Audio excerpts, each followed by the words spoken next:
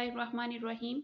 Assalamu alaikum dear students and welcome to your channel Allama Iqbal Open University Educational Hub. आज मैं आपके साथ discuss कर रही हूँ MA एजुकेशन का कोर्स कोड 6503 जो कि है करिकुलम डेवलपमेंट एंड इंस्ट्रक्शन।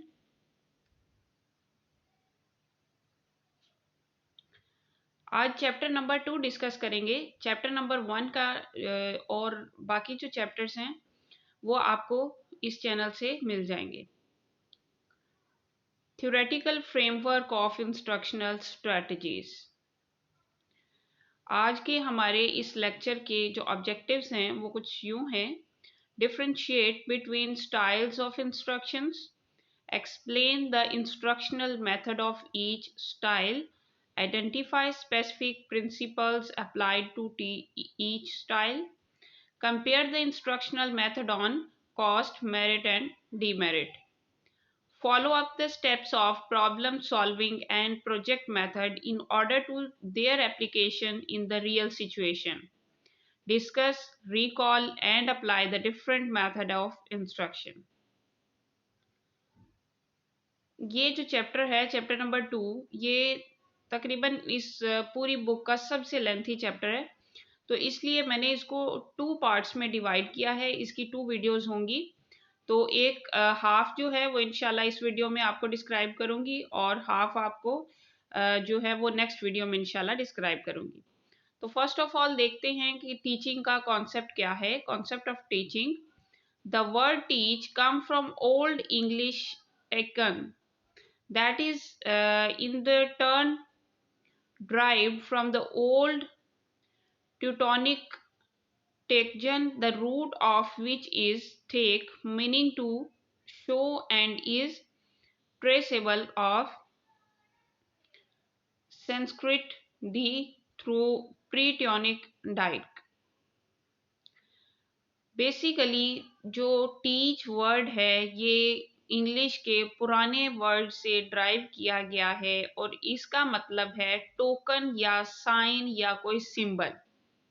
ठीक है, कोई भी सिंबल, कोई साइन, कोई टोकन। और इसका दूसरा मीनिंग है कि किसी भी टोकन या किसी भी चीज को या किसी सिंबल को किसी भी मिसाल बना के किसी को सिखाना या उसको वो चीजें दिखाना ताकि दूसरा देखने वाला जो इंसान है वो उससे कुछ हासिल कर सके, उसको समझ सके। तो सिंबल्स को, वर्ड्स को और साइंस को, टोकन्स को यूज करते हुए किसी दूसरे को किसी चीज के बारे में आइडिया देना या बताना जो है वो बेसिकली टीचिंग कहलाता है। Nature of teaching: nature of teaching में डिफरेंट पॉइंट्स हैं। फर्स्ट पॉइंट है teaching is a triangular process. कभी भी आपसे पूछा जाए तो आप बेसिक जो आपकी टीचिंग की नेचर है वो आपको पता होनी चाहिए कि ये एक ट्रायंगुलर प्रोसेस है। ये बाज़-औक़ात MCQs वगैरह में लाजमी आता है। अच्छा, इसमें जो 3 एंगल्स हैं that are teacher, student and subject matter. Teacher जो है वो टीचिंग करवाता है, स्टूडेंट उस चीज को सीखता है, लर्न करता है, और जो सब्जेक्ट मैटर है उसको उसमें एक्सपर्टीज हासिल करता है और उसके बाद टीचर जो है वो अगली चीज को सिखाता है। तो इसलिए ये एक ट्रायंगुलर प्रोसेस कहलाता है। टीचिंग इज गिविंग इंफॉर्मेशन, किसी भी दूसरे इंसान को इंफॉर्मेशन देना टीचिंग कहलाता है। Teaching is a causing to learn, कभी भी हम किसी को तब तक नहीं सिखा सकते जब तक जो अगला पर्सन है वो सीखने के लिए मोटिवेट ना हो। तो टीचिंग बेसिकली इसी चीज का नाम है कि स्टूडेंट्स को मोटिवेट करना कि वो सीखें। स्टिमुलेटिंग लर्निंग: टीचिंग जो है जब हम किसी को सिखाते हैं तो किसी ना किसी पुरानी चीज से या जो स्टूडेंट्स को पहले से पता है उससे रिलेट करके जब सिखाते हैं तो उसको स्टिमुलेट लर्निंग कहते हैं। और स्टिमुलेट लर्निंग जो है वो एक नेचर है टीचिंग की। टीचिंग इज गिविंग गाइडेंस, किसी दूसरे को गाइड करना, अच्छाई की तरफ लेके जाना और उसको गाइड करना जो है वो टीचिंग कहलाता है। Teaching is helping the child to make effective adjustment in the environment.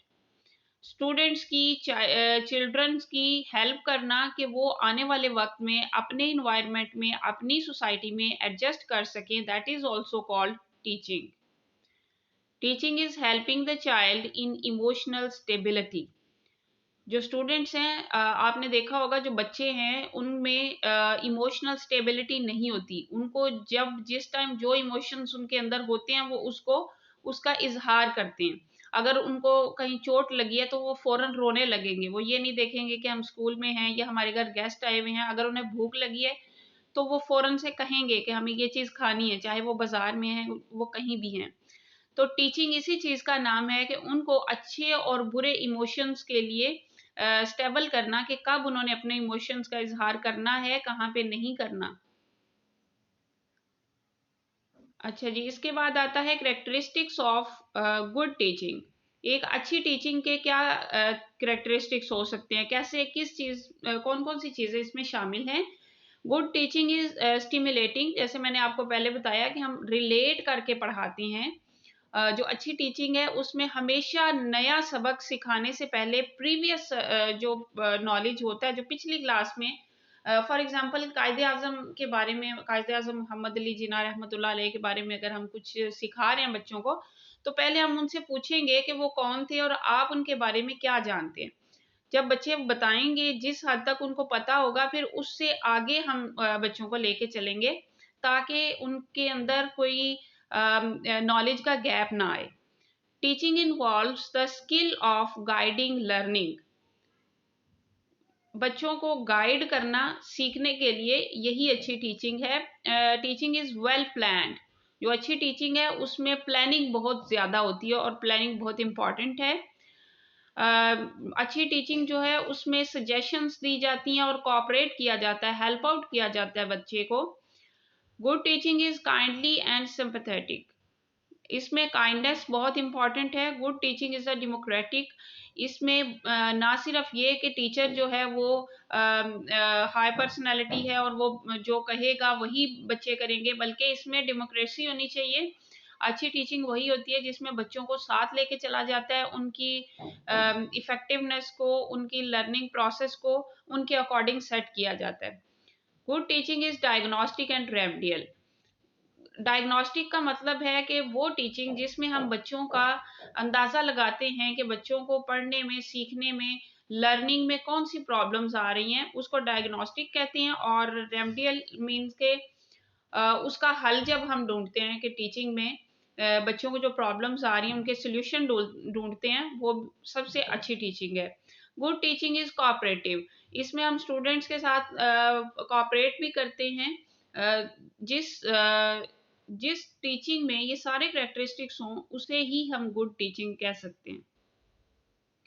Need of teaching, हमने पहले टीचिंग को डिफाइन किया है। अब देखते हैं कि टीचिंग की जरूरत क्यों महसूस हुई। There are some patterns of teaching. Patterns from teaching traditions. First pattern जो है टीचिंग ट्रेडिशन से मुराद है कि ट्रेडिशनली जैसे टीचर्स ने खुद अपने टीचर्स से पढ़ा होता है, बिल्कुल सेम वैसे ही वो आगे अपने स्टूडेंट्स को सिखाते हैं।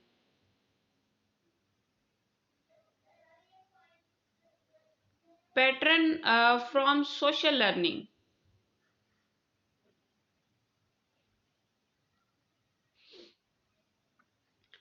जब सोसाइटी में जो चीज़ वो सीखते हैं या उनका जो अपना बैकग्राउंड है उससे जो वो सीखते हैं, टीचर्स वही अपने स्टूडेंट्स को सिखाते हैं। Pattern from philosophical traditions. हर जगह पे एक फिलॉसफी के अकॉर्डिंग लोग रहते हैं। Each and every teacher whether he knows और not teach according to one और अदर फिलॉसफी ऑफ एजुकेशन। तो किसी ना किसी फिलॉसफी के तहत जो है वो पढ़ाते हैं। Pattern from condition of school and community.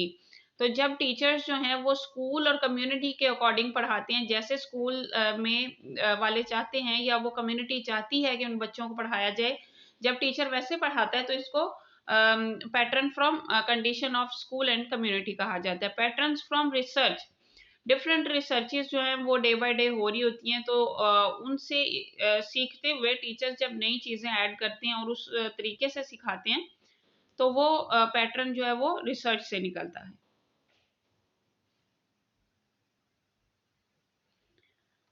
Teaching process, अब टीचिंग प्रोसेस देख लेते हैं, basic model of teaching.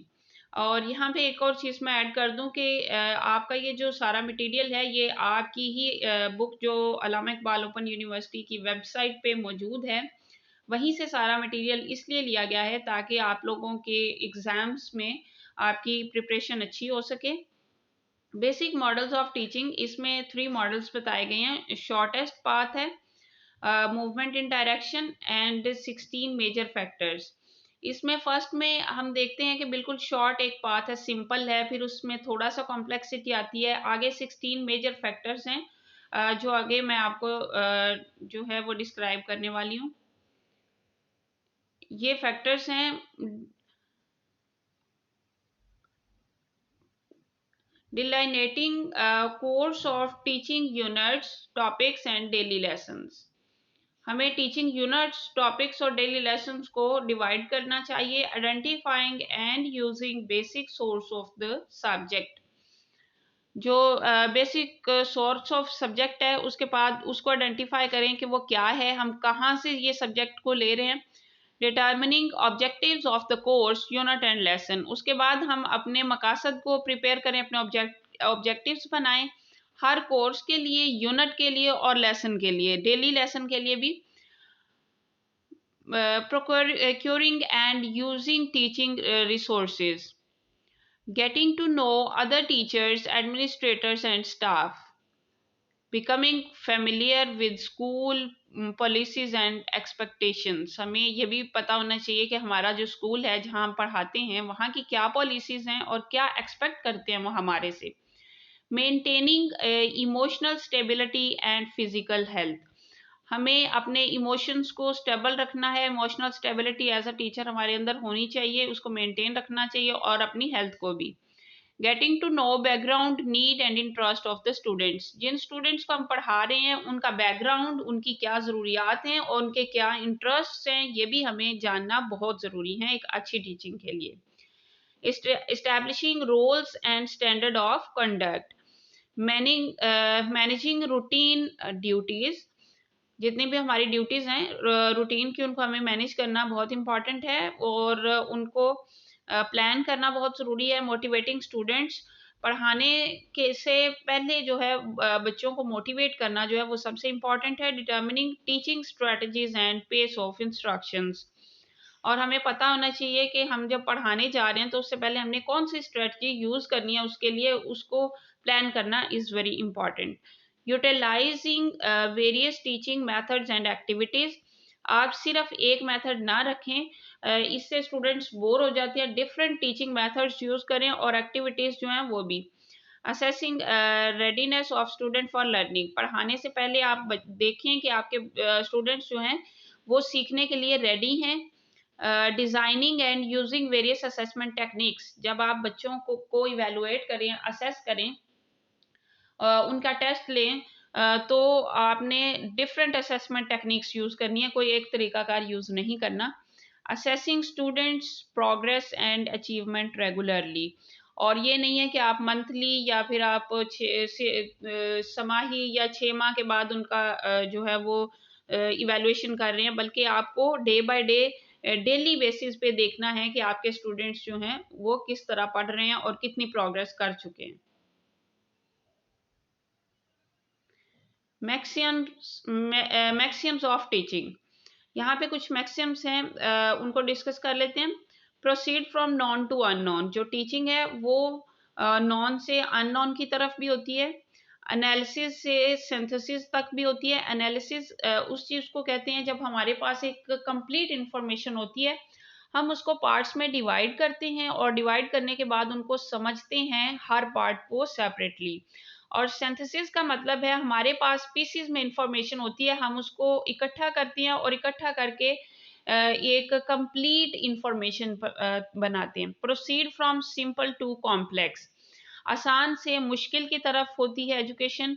Proceed from whole to part, जैसे हमारे पास कंप्लीट इंफॉर्मेशन है तो उसको हम पार्ट्स में भी डिवाइड करते हैं। Proceed from concrete to abstract, अगर हमारे पास हार्ड फॉर्म में कोई चीज़ है तो हम सॉफ्ट की तरफ भी उसको लेके जा सकते हैं। Proceed to the particular to general, और पर्टिकुलर मीन्स के पार्ट्स होते हैं और उसको हम जनरल की तरफ लेके जा सकते हैं, स्पेसिफिक से जनरल की तरफ भी लेके जा सकते हैं। ठीक है स्टूडेंट्स, इसका नेक्स्ट पार्ट इंशाल्लाह आपको नेक्स्ट वीडियो में मिल जाएगा। अगर आपको वीडियो लेक्चर जो है वो अच्छा लगा है तो इसे लाइक और शेयर ज़रूर कीजिएगा, और अगर चैनल पे नहीं है तो इसको सब्सक्राइब करें। नेक्स्ट वीडियो तक के लिए अल्लाह हाफिज़।